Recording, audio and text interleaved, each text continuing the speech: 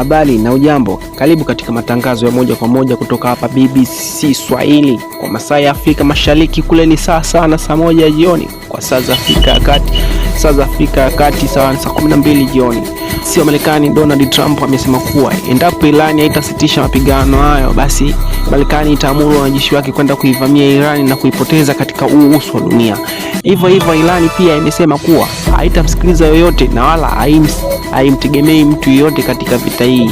Hayo yote yanakuja Samia Suluhu Hassan amesema kuwa endapo Marekani itaendelea kuishambulia Iran, basi haitomogopa Marekani, itaamuru jeshi lake kwenda kuivamia Marekani na kuisaidia Iran. Kwa undani wa taarifa hizi, usisite kunifollow, kusubscribe, kushare na kucomment channel hii, maana taarifa hizi sio za kweli, zimetengenezwa na AI.